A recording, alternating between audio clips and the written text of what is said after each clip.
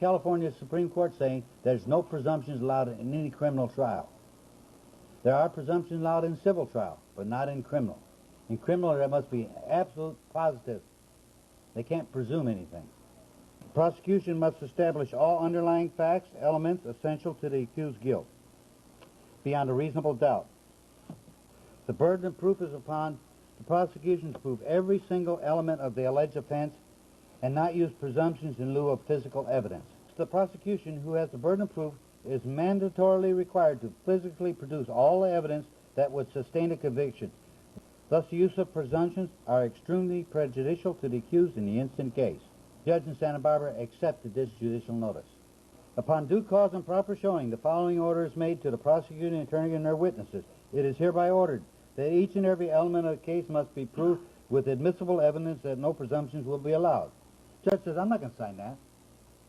Oh, Your Honor, you're going to allow presumptions in this court case? I want it on record. Let the record reflect that the judge refuses to order the district attorney not to use presumptions. Hamstringing them. You know what I mean? Now, it's one of these damned if you do and damned if you don't. Blank here if he signs it, blank here if he don't sign it. But you have to know the argument to put him in that box.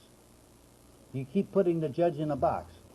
Demand for judicial notice under the evidence code for the use of prior judicial knowledge. Notice is hereby given that on blank day to take judicial notice of the ancient Talmudic maxim of law as espoused in the laws of the Talmud. Special notice is demanded of the following.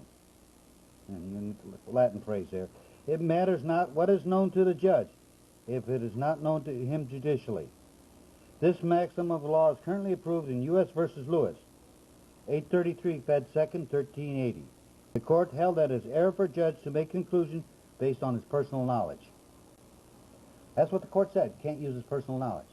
So how do you use that? Your Honor, are you denying that judicial notice based on your personal knowledge? Yes, I am. Thank you, Your Honor. Maxim, no one is a competent witness whose knowledge is based upon hearsay and conjecture. The officer's sitting on a stand. Officer, do you know what a motor vehicle is? Are you positive? Or is that hearsay just what you've been told? You don't know for sure. Is that correct? You only got a hearsay from the academy. So he's an incompetent witness. His witness is based... You don't have personal knowledge of what a motor vehicle is, do you? No. Do you have personal knowledge when you're asking the officer?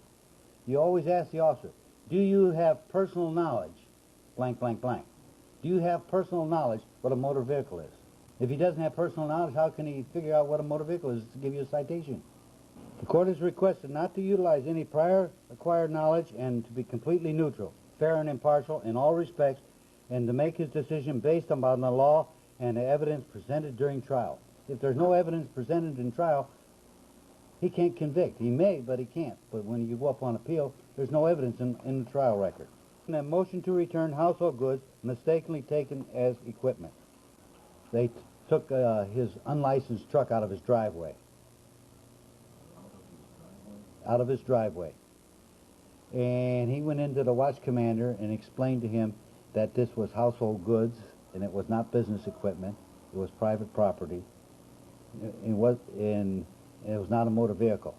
He went in and had his meeting the next day with the watch commander, or captain.